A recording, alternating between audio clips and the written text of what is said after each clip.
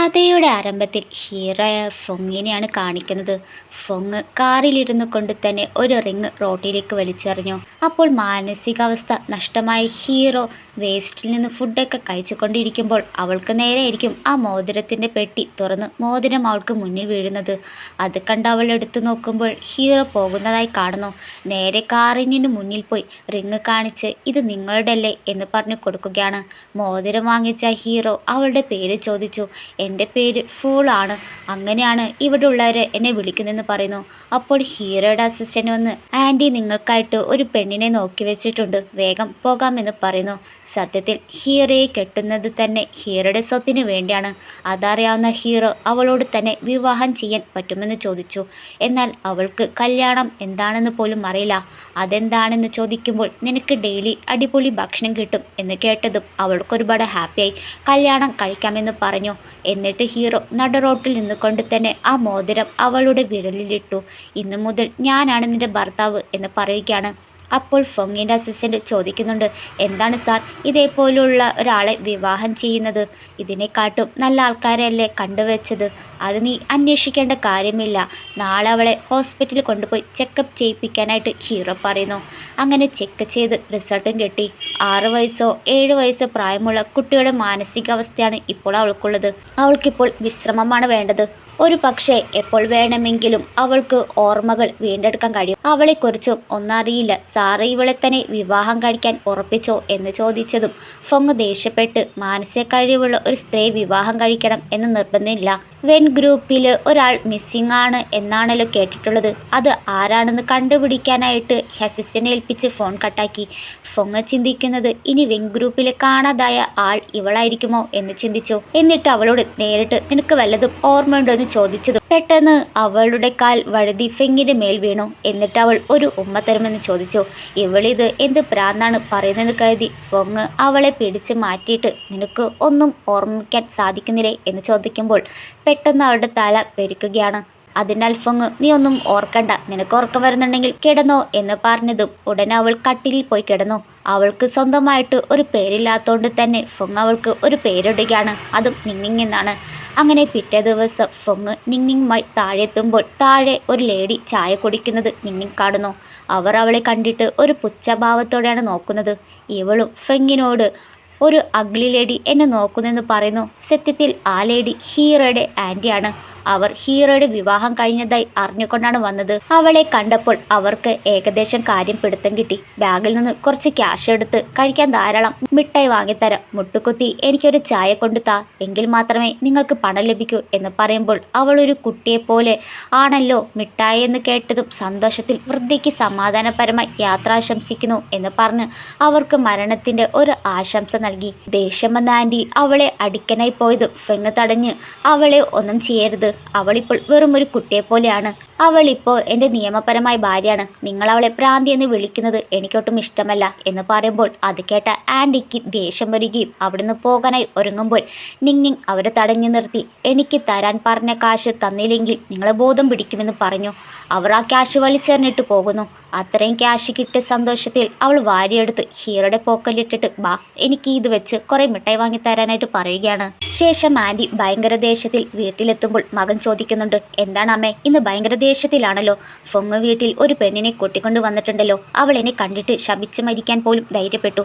അത് കേട്ട മകൻ, വിഷമിക്കേണ്ട അമ്മേ, ഇപ്പോൾ വെൻസ് ഗ്രൂപ്പ് തലവനായ വെൻസി ദുരൂഹമായി അപ്രതീക്ഷിതമായിരിക്കുകയാണ്. ഇപ്പോൾ ഇത് കൈകാര്യം ചെയ്യുന്നത് അവളുടെ ഫിയാൻസിയാണ്. ഞാൻ അവരുമായി ഒരു കോൺട്രാക്റ്റ് വെക്കുന്നുണ്ട്. അത് കിട്ടിയാൽ ഫെൻ കുടുംബത്തിൽ നമുക്ക് തന്നെ കയറി താമസിക്കാം. 2 ദിവസം കഴിഞ്ഞാൽ ഒരു പാർട്ടി ഞാൻ ഒരുക്കുന്നുണ്ടെന്ന് പറഞ്ഞു. ഇവിടെ ഫെങ് നിങ്ങിന് കഴിക്കാനായി ഒരുപാട് ഫുഡ് ഐറ്റംസ് എല്ലാം വാങ്ങിച്ചു വെക്കുന്നു. അന്നേരം ഫെങ്ങിനൊരു കോള് വരുന്നു. വിളിച്ചത് ഹീറോയുടെ അസിസ്റ്റൻ്റ് ആയിരിക്കും. വെൻ ഫാമിലിയെക്കുറിച്ച് അന്വേഷണ കാര്യം പറയാനായിട്ടാണ്. വെൻ ഗ്രൂപ്പിൻ്റെ തലവൻ വെൻസി മിസ്സിംഗ് ആണ്. ഇപ്പോൾ അവരുടെ ഫിയാൻസിയാണ് ഇപ്പോൾ അവരുടെ കമ്പനി നോക്കുന്നത്. ഷെങ് സിയാവോ എന്ന ഫിയാൻസിയുടെ പേര് ഹീറോ പറയുമ്പോൾ അത് കേൾക്കുന്ന നിങ്ങിന് തല കറങ്ങുന്നതായി ഫീൽ ചെയ്യുന്നു. അപ്പോൾ അവൾ റോഡിൽ നിൽക്കുമ്പോൾ ആരോ കാറിൽ വന്ന് അവളെ ഇടിക്കുന്നതായി ഓർമ്മ വരികയാണ്. സ്വയം തന്നെ തലയിൽ ഇടിച്ചു. അത് കണ്ട ഹീറോ എന്താണ് നിങ്ങിൻ പറ്റിയെന്ന് ചോദിക്കുമ്പോൾ അവൾ കുറച്ചു നേരത്തേക്ക് ഒന്ന് പേടിക്കുന്നുണ്ട്. പിന്നീട് അവൾ നോർമൽ ആവുകയാണ്. ഒരു മിന്നായം പോലെ ഓർമ്മ വന്നിട്ട് പോയി. പിറ്റേ ദിവസം നിങ് സോഫയിലിരുന്ന് പാവയുമായി കളിക്കുമ്പോൾ അവിടേക്ക് ഹീറോയുടെ ആൻറ്റി വന്ന് ഇന്ന് എൻ്റെ മകൻ്റെ വിജയ വിരുന്നാണ് എന്ന് പറഞ്ഞ് അവളെ കൂട്ടിക്കൊണ്ടു പോകുന്നു. ഇവിടെ ഫൊങ് മിസ്റ്റർ വെൻസിയെ കണ്ടെത്താനുള്ള ഓരോ വഴികൾ അന്വേഷിക്കുമ്പോൾ അവിടേക്ക് ഹീറോയുടെ സഹായി വന്ന് മേഡത്തെ സാറിൻ്റെ ആൻറ്റി വിളിച്ചുകൊണ്ട് പോയ കാര്യം പറയുന്നു. ആൻറ്റി അവളെ അവരുടെ മകൻ്റെ വിരുന്ന് പാർട്ടിയിലാണ് കൊണ്ടുവന്നത്, അതും ഹീറോയെ നാട്ടിക്കാൻ വേണ്ടി. ഹീറോ വിവാഹം ചെയ്തിരിക്കുന്നത് ഒരു പ്രാന്തിപ്പെണ്ണിനെയാണ് എന്നറിയിക്കാനാണ്. എന്നിട്ട് ആൻറ്റി അവളോട് നിങ്ങി നമുക്കൊരു ഗെയിം കളിക്കാം, നീ വേണം അതിൽ ജയിക്കാൻ എന്ന് പറഞ്ഞ് കളിക്കാനായി കൊണ്ടുവരുന്നത് പട്ടികൾ കടിച്ചു തിന്നുന്ന എല്ല് കഷ്ണമായിരിക്കും. അത് വലിച്ചെറിഞ്ഞ് വായ വെച്ച് എടുത്തു തരാനായി പറഞ്ഞു. നിങ്ങിങ്ങും അത് കൈകൊണ്ടെടുത്ത് നേരെ ആൻറ്റിയുടെ വായിലായിരിക്കും വെക്കാൻ പോവുക. അപ്പോൾ ആൻറ്റി പറയുന്നത് എന്നാൽ അവൾക്ക് ഈ കളിപ്പാട്ടം കൊള്ളില്ല, നമുക്ക് വേണമെങ്കിൽ കുതിരവണ്ടി കളിക്കാം. ആൻറ്റിയോട് കുതിരാവാൻ ആവശ്യപ്പെട്ട് ആൻറ്റിയുടെ മുതുകിൽ കയറി അവൾ എല്ല് വെച്ചടിച്ചു. അവരും നീ വിഡ്ഢിയാണോ, നിനക്ക് പ്രാന്താണോ, മാറി നിൽക്ക്. എന്നിട്ട് സെർവൻറ്റിനെ വിളിച്ച് പിടിച്ചു മാറ്റാനായി നോക്കുമ്പോൾ നിങ്ങിങ് അവരെയും തള്ളി മാറ്റി. നിങ്ങളെല്ലാം പറഞ്ഞത് എൻ്റെ കൂടെ കളിക്കാമെന്ന് പറഞ്ഞതും ഇതെല്ലാം കണ്ട ഫെങ് വരുന്നു. ഫെങ് നിങ്ങിനെ വിളിച്ച് വരാനായി പറഞ്ഞു. നിങ്ങൾ എന്താണ് ചെയ്യുന്നത്? ആൻറ്റി ഫെങ്ങിനോട് നോക്കൂ, ഇത്ര നല്ല പാർട്ടി ഇവൾ കാരണമാണ് കുളമായത്, നമ്മുടെ ഫെങ് കുടുംബത്തിൻ്റെ അന്തസ്സ് തന്നെ പോയി. അപ്പോൾ ഹീറോ പറയുന്നത് ഇക്കാര്യം എന്താണ് നിങ്ങൾ മുൻകൂട്ടി പറയാത്തത്? അവൾ ഇപ്പോഴും വെറും ഒരു കുട്ടിയെ പോലെയാണെന്ന് നിങ്ങൾക്കറിയില്ലേ, നിങ്ങളല്ലേ ഇവളെ അപമാനിച്ചത്. എന്നിട്ട് ഫെങ് അവളെ കൂട്ടി ഡ്രസ്സ് എടുക്കാൻ പോകാമെന്ന് പറയുമ്പോൾ ആൻറ്റി മനഃപൂർവ്വം ഇതെൻ്റെ തെറ്റാണ്, ഇതെല്ലാം നിങ്ങിങ് ആഗ്രഹിച്ചത് കൊണ്ടാണ്. വേലക്കാരികൾ ഇവിടെ ഉണ്ടല്ലോ, ഞാൻ മറന്നുപോയി, ഇവൾക്കുള്ള വസ്ത്രം ഞാനായിട്ട് മാറ്റിത്തരാമെന്ന് പറയുമ്പോൾ ഫെങ് അതിനോട്ട് സമ്മതിച്ചില്ല. അത് അവൾക്ക് അസൗകര്യപ്രദമാണ് എന്ന് പറയുമ്പോൾ നിങ്ങിങ് ഫെങ് നീ ഒന്നും കൊണ്ടും പേടിക്കണ്ട, വേഗം പോയി വേഗം വരാമെന്ന് പറഞ്ഞ് അവൾ ഡ്രസ്സ് മാറാനായിട്ട് പോകുന്നു. അങ്ങനെ അവൾ ഡ്രസ്സ് മാറുമ്പോൾ ആൻറ്റി വന്ന് ആ സെർവന്റിനോട് പോകാനായി പറഞ്ഞു. എന്നിട്ട് അവളോട് ഫെങ്ങിനെ കൊല്ലാൻ ചില ദുഷ്ടന്മാർ ഇവിടെയുണ്ട്, ആരെങ്കിലും ഫെങ്ങിനെ വേദനിപ്പിക്കാൻ ആഗ്രഹിക്കുന്നുണ്ടെങ്കിൽ ഫെങ്ങിനെ രക്ഷിക്കാൻ എനിക്കാരെങ്കിലും അയക്കണമല്ലോ, നീ ഫെങ്ങിന്റെ വീട്ടിൽ ആരൊക്കെ വരുന്നുണ്ടെന്ന് അറിയിക്കുമോ എന്ന് പറഞ്ഞു എന്തോ തന്ത്രം മേയുമ്പോൾ നിങ് അവർ പറയുന്നതിനൊന്നും സമ്മതിക്കുന്നില്ല. അപ്പോൾ അവർ അവളെ ബലമായി പിടിച്ച് വിളിക്കുമ്പോൾ പെട്ടെന്ന് നിങ്ങിൻ്റെ കാലുവഴുതി മേശയിൽ അവളുടെ തല മുട്ടി അവളുടെ ബോധം തന്നെ പോയി. എന്നിട്ടൊന്നും അറിയാത്ത പോലെ അവളൊരു പാർട്ടിയിൽ കൊണ്ടുപോയി ഇരുത്തി. അപ്പോഴേക്കും ആ പാർട്ടിയിലുണ്ടായ ഒരുത്തൻ അവളെ കാണുകയാണ്. അത് മറ്റാരുമല്ല അവളുടെ ഫിയാൻസിയാണ്. അപ്പോൾ ഒരു ഫ്ലാഷ് ബാക്ക് കാണിക്കുന്നു. ഇവൾ വിവാഹവസ്ത്രത്തിൽ റോഡിലോടി പോകുമ്പോൾ അവളെ ഇടിച്ചത് ഇവനായിരിക്കും. പെട്ടെന്ന് ഇവൾ അത് ഓർത്ത് കണ്ണു തുറന്ന് അയാൾക്കൊരെണ്ണം പൊട്ടിക്കുന്നു. നിങ്ങൾ ഒരാളെ കൊന്നതാണെന്ന് വിളിച്ചു പറയുന്നു. എന്നാൽ ആ വീഴ്ചയിൽ അവളുടെ സ്വബോധം തന്നെ തിരികെ വന്നിട്ടുണ്ടായി. എന്നിരുന്നാലും അവൾ ഇപ്പോഴും പൊട്ടിയെ പോലെയാണ് അഭിനയിക്കുന്നത്. അവൾക്ക് മുന്നിൽ ഉള്ളത് അവളുടെ ഫിയാൻസി ആണെന്ന് അറിയാം. അവൻ ആരെയോ കൊന്നിട്ടുണ്ടെന്ന് ഇവൻ കൊലയാളിയെന്ന് പറയുമ്പോൾ മണ്ടത്തരം പറയുന്നത് നിർത്ത്, നീ ആരാണെന്ന് നിനക്ക് അറിയുമെന്ന് ചോദിക്കുമ്പോൾ അവൾ ഞാൻ നിങ്ങിങ്ങാണ്. അപ്പോൾ അയാൾ അവളുടെ ഡ്രസ്സ് മാറ്റുന്നു. സത്യത്തിൽ അവളുടെ കയ്യിൽ ഒരു ബർഡ് മാർക്ക് ഉണ്ടായി. എന്നിട്ട് വീണ്ടും അവനെ അടിക്കുകയാണ്. കുറെ നേരം കഴിഞ്ഞതും ഹീറോ അവിടേക്കെത്തി. ഹീറോയെ കാണുമ്പോഴാണ് എൻ്റെ ഓർമ്മ നഷ്ടപ്പെട്ട ശേഷം എൻ്റെ ഭർത്താവാണല്ലോ വരുന്നെന്ന് കരുതി അവർ അവളെ ഉപദ്രവിക്കുന്ന പോലെ അഭിനയിച്ച് എന്നെ രക്ഷിക്കി, ഇവരെന്നെ പ്രാന്താശുപത്രിയിൽ കൊണ്ടുവിടാനായി പറയുന്നു. എനിക്കങ്ങോട്ടൊന്നും പോകണ്ട, എൻ്റെ ഭർത്താവിൻ്റെ കൂടെ നിന്നാൽ മതി എന്ന് കേൾക്കുമ്പോൾ ഹീറോയും അത് വിശ്വസിച്ചു. അപ്പോൾ അയാൾക്കൊപ്പം നിന്ന ആൻറ്റിയുടെ മകൻ അവൾ പറയുന്നത് മണ്ടത്തരമാണ്, വിശ്വസിക്കരുത്. പ്രസിഡന്റ് ഷെങ്ങിനെതിരെ അവൾ പരസ്യമായി കൊലപാതക കുറ്റം ആരോപിച്ചു. കൂടാതെ പ്രസിഡന്റ് ഷെങ്ങിൻ്റെ മേൽ കൈക്കയറ്റം പോലും ചെയ്തു. അവൾ ഒരാളെ അടിച്ചെന്ന് കേട്ടപ്പോൾ അവളും ഞാനല്ല ചെയ്തതെന്ന് പറഞ്ഞതിനാൽ ഹീറോ അവൻ്റെ ആൾക്കാരെയും കൊണ്ട് അനിയനെ അടിച്ചു. എന്നിട്ട് ഫെങ് കുടുംബത്തിലെ അംഗമെന്ന നിലയിൽ നീ നിന്റെ ചേച്ചിയെ കൂടിയാണ് അഭിമാനിച്ചത്. അന്നേരം ആൻറ്റി വന്നതും നീ എന്താണ് കാണിച്ചത്? അവൻ നിന്റെ അനിയനല്ലേ, എല്ലാവർക്കും മുന്നിൽ വെച്ച് അവനെ അടിക്കണോ? പക്ഷെ അവർ കൂടുതൽ ഹീറോയെ തരം താഴ്ത്താൻ നിന്നില്ല. കാരണം ഹീറോയെ കൂടുതൽ ദേഷ്യം പിടിപ്പിച്ചാൽ ഫെങ് ഗ്രൂപ്പ് അവന്റെ കയ്യിലാണ്. ഓഹരിയുടെ 20% വരെ കാത്തിരിക്കുകയാണിവർ. വെസ്റ്റ് സബർബ് പദ്ധതി നടപ്പാക്കുന്നുണ്ട്, അതിൽ നിന്റെ കണ്ണ് വേണം എന്ന് പറയുന്നു. വെസ്റ്റ് സബർബ് പ്രൊജക്ട് ഷെങ്സിയാവോ ഇത് ഉറ്റുനോക്കുന്നതാണ്. ഇക്കാര്യങ്ങൾ കൂടുതൽ വഷളാകുകയാണെന്ന് ഇതെല്ലാം കേൾക്കുന്ന നിങ് ചിന്തിക്കുന്നു. ശേഷം ഹീറോ അവൻ്റെ ഭാര്യയെ അവർ അപമാനിച്ചതിന് അവരെ പുറത്താക്കാനായി പറയുകയാണ്. പക്ഷേ അയാൾക്ക് ഒരു അക്ഷരം എതിർത്ത് പറയാൻ സാധിക്കില്ല. കാരണം വെൻ കുടുംബത്തെക്കാൾ ശക്തരാണ് ഫൊങ് ഫാമിലി. ഇതൊക്കെ കാണുമ്പോൾ അവളും ഹീറോയെ നോക്കി തന്നെ നിന്നുപോയി. എന്നിട്ട് ഹീറോ അവളെ തൂക്കിക്കൊണ്ട് വീട്ടിലേക്ക് പോവുകയാണ്. വീട്ടിലെത്തുമ്പോൾ ഹീറോ അവൾക്ക് മുറിവിൽ ഒക്കെ മരുന്ന് പറ്റൊക്കെ കൊടുക്കുമ്പോൾ അവൻ എങ്ങനെ ഉള്ളവരാണ് എന്ന് അറിയാൻ കിസ് ചെയ്യുന്നത് പോലെ ക്ലോസ് ആകുമ്പോൾ ഹീറോ അവിടെ നിന്ന് വേഗം പോയി. ഫൊങ് കുടുംബത്തിലെ മൂത്ത മകൻ ആ പ്രതീക്ഷിനെക്കാട്ടും വലിപ്പത്തിലാണ് നിൽക്കുന്നതെന്ന് പറഞ്ഞ് മനസ്സിൽ പറയുന്നു. എന്നിട്ട് അവൾ ആർക്കോ വിളിച്ച് ഞാൻ വെൻസിയാണ്, നാളെ ഇതി പ്ലാൻസിൽ കാണാമെന്ന് പറയുന്നു. സത്യത്തിൽ ഇവളാണ് വെൻ ഫാമിലിയിലെ കാണാതായ വെൻസി. പിറ്റേന്ന് ആരും കാണാതെ പുറത്തേക്ക് പോകാൻ നോക്കുമ്പോൾ പിന്നാലെ സെർവന്റ് കൈയോടെ പിടിക്കുകയാണ്. അത് ഹീറോ ഓഫീസിൽ പോയി കഴിഞ്ഞാൽ അവളെ നോക്കാൻ വേണ്ടി ഏൽപ്പിച്ച ആളായിരിക്കും. ഇവളും ഞാൻ പുറത്തു പോയി കളിച്ചിട്ട് വരാമെന്ന് ഭ്രാന്തിയെ പോലെ പറയുമ്പോൾ അവർ അത് പറ്റില്ല, ഇത് മിസ്റ്റർ ഫൊങ്ങിന്റെ ഉത്തരവാണ്, അദ്ദേഹം പറയാതെ പോകാൻ പറ്റില്ലെന്ന് പറഞ്ഞ് അവളെ പിടിച്ചു നിർത്തുമ്പോൾ വെൻസി എന്നാ പിന്നെ എൻ്റെ ഭർത്താവിനെ വിളിക്കാനായിട്ട് പറയുന്നു. എന്നാൽ ഇവിടെ ഹീറോ മീറ്റിങ്ങിലായിരിക്കും, കോള് സ്പീക്കറിലായിരിക്കും ഇടുക. എന്നെ കളിക്കാൻ പുറത്തേക്ക് വിടുന്നില്ല എന്നവൾ പറയുന്നു. അതെല്ലാവരും കേട്ടതിനാൽ ഹീറോ ആ മീറ്റിംഗ് അവിടെ ചെന്ന് അവസാനിച്ചു. ഹീറോ അവളെയും കൂട്ടി പുറത്തേക്ക് പോയി. ഒറ്റയ്ക്ക് പോകാൻ വേണ്ടി തന്നെ നിങ്ങിനും വയറുവേദനയുണ്ട്, ബാത്റൂമിൽ പോകണമെന്ന് പറഞ്ഞു പോകുന്നു.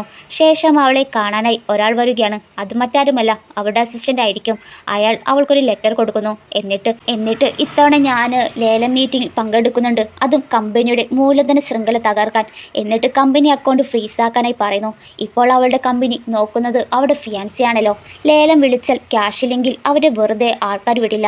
അയാൾക്ക് അവളെ ജീവനോടെ കണ്ടതിൽ ഒരുപാട് സന്തോഷമായിരിക്കും. ശേഷം അവൾ സംശയം വരാതിരിക്കാനായി വേഗം പോകുന്നു. എന്നാൽ ഇവിടെ ഹീറോ അവൾ വൈകുന്നത് കൊണ്ട് തന്നെ ആൾക്കാരെ നോക്കാനായി പറഞ്ഞു വിടുന്നു. അവളുടെ ലൊക്കേഷൻ നോക്കുമ്പോൾ കൃത്യമായിട്ട് കണ്ടുപിടിക്കാനായി കിട്ടിയിട്ടില്ല. അതും കൂടി കേൾക്കുമ്പോൾ ഹീറോ പേടിക്കുകയും തിരയാനായി പോകുമ്പോൾ കറക്റ്റ് ടൈമിലായിരിക്കും അവളും അവിടെ എത്തുക, അതും വഴി തെറ്റായി അഭിനയിച്ചുകൊണ്ട്. എന്നിരുന്നാലും ഹീറോയ്ക്ക് ചെറിയ ഡൗട്ട് വരുമ്പോൾ പെട്ടെന്ന് അവൾ അവനെ കിസ് ചെയ്യുകയാണ്. പിന്നീട് അവർ പോകുമ്പോൾ അവിടെ വെച്ച് തന്നെ അവിടെ ഫിയാൻസിയെ കണ്ടുമുട്ടുകയാണ്.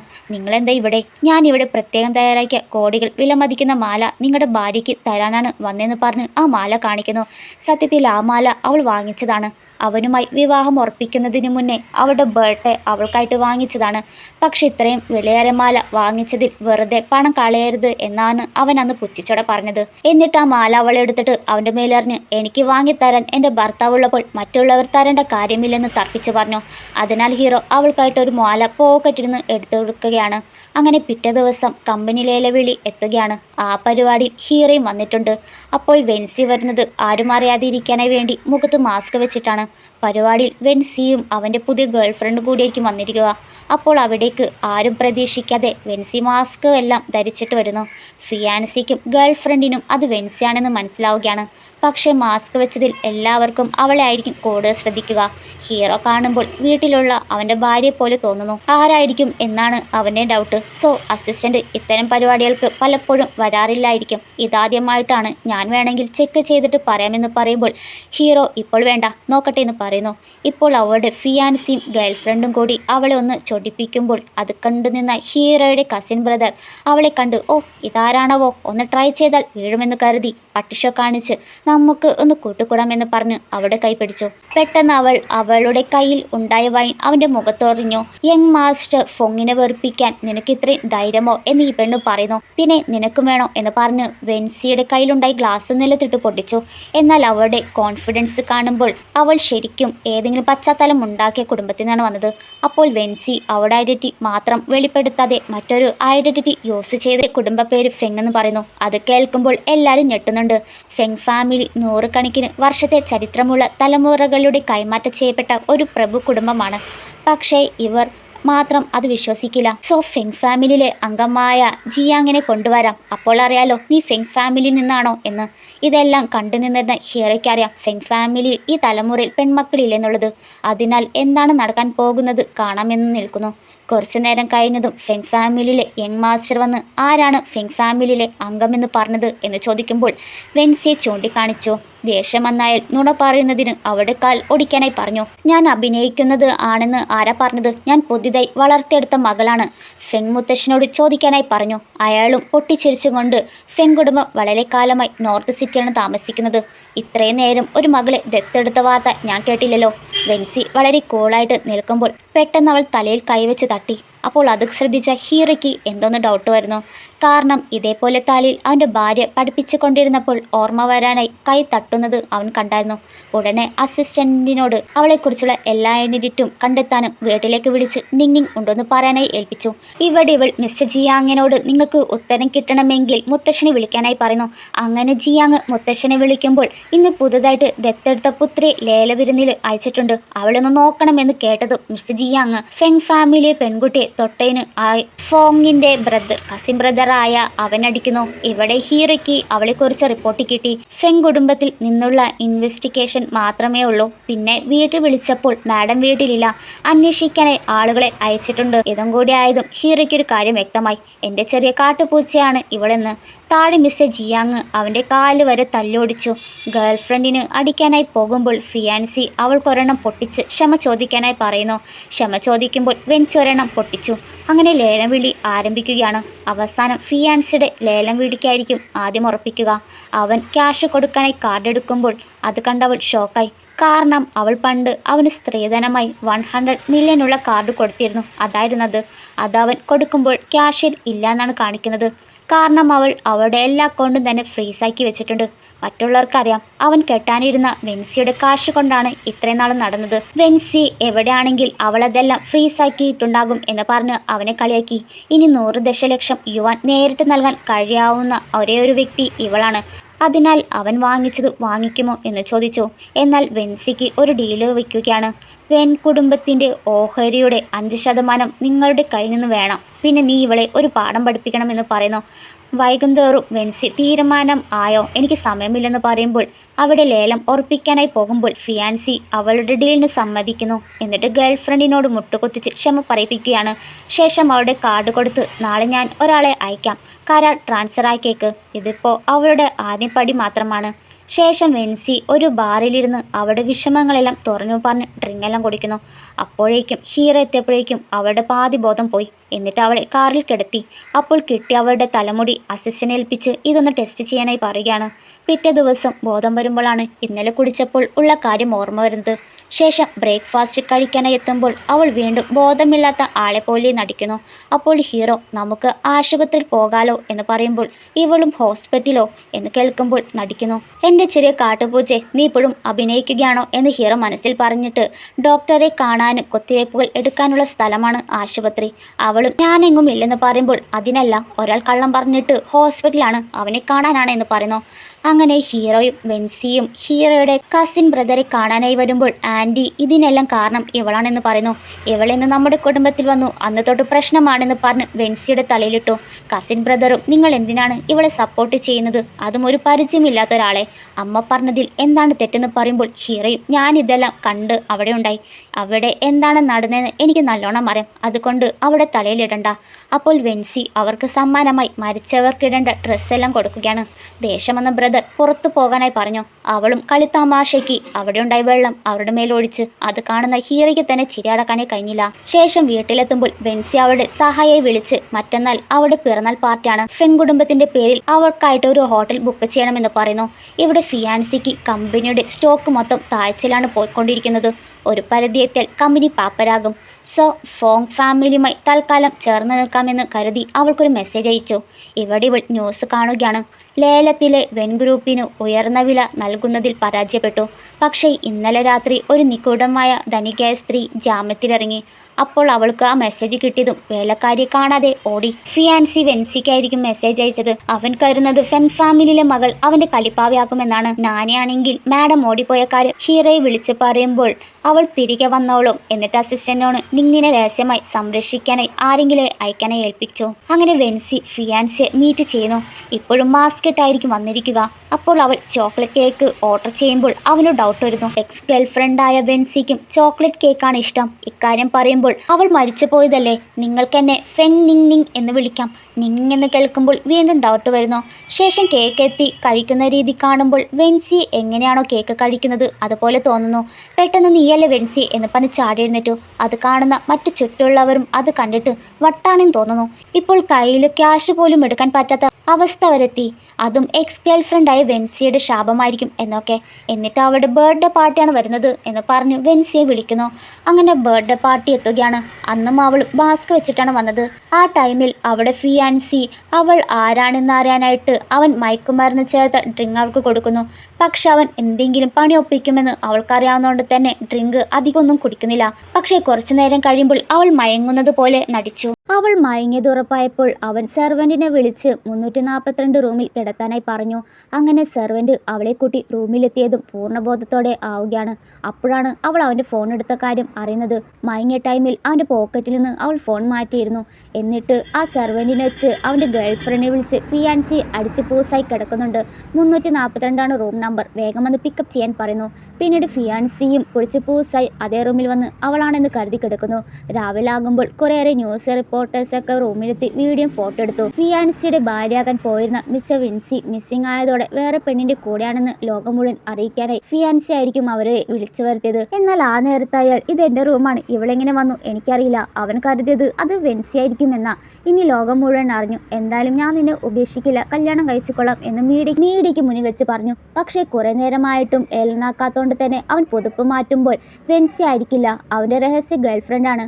അതിനാൽ അവരോട് ക്യാമറയൊക്കെ ഓഫാക്കാനായി പറഞ്ഞു. ഉടനെ വെൻസി അകത്തേക്ക് കയറി വരുമ്പോഴാണ് നീ എന്താ ഇവിടെ എന്ന് പറഞ്ഞ് ഫിയാൻസി ഷോക്കാന്നത്. ഞാനും കുടിച്ച് അടുത്ത റൂമിലായിരുന്നു കിടന്നെന്ന് കേട്ടതും ഷോക്കായി. കെണി വെച്ച് വീഴ്ത്താൻ നോക്കിയപ്പോൾ ഇരയായിരുന്നത് ഇവരാണ്. അതേ ഹോട്ടലിൽ ഫോങ് വന്നിട്ടുണ്ട്. റിപ്പോർട്ടർമാരുടെ സൗണ്ട് കേൾക്കുമ്പോൾ അവിടെ എന്താണെന്ന് ചോദിച്ചു. മിസ്റ്റർ വെൻസിയുടെ ഫിയാൻസിയുടെ കൂടെയായിരുന്നു ഇന്നലെ രാത്രി നീക്കുമ്പോൾ ഹീറോ അതിനെക്കുറിച്ചുള്ള എല്ലാ റിപ്പോർട്ട്സും കളക്ട് ചെയ്യാനായിട്ട് പറയുകയാണ്. ശേഷം വെൻസി ഹീറോയെ കാണാനെത്തുമ്പോൾ അവൻ നല്ല ഉറക്കത്തിലായിരിക്കും. ഹീറോയ്ക്ക് നല്ല പനിയുമുണ്ട്. അപ്പോൾ അവൾക്ക് അവളുടെ ഫോണും അതേപോലെ അവളെക്കുറിച്ചുള്ള എല്ലാ ഡീറ്റെയിൽസും അടങ്ങുന്ന ഫയലും കിട്ടി. അപ്പോൾ ഇത്രയും നാളും ഹീറോ അവൾ ആരാണെന്നുള്ളത് ഇതിനകം തന്നെ മനസ്സിലാക്കിയിരുന്നു. അവൾ പോയപ്പോഴും ഹീറോ കണ്ണു തുറന്നു വീണ്ടും മണ്ടനായി അഭിനയിക്കുകയാണ്. എത്രനാൾ ഈ പ്രവൃത്തി തുടരുമെന്ന് നമുക്ക് നോക്കാമെന്ന് മനസ്സിൽ പറയുകയാണ്.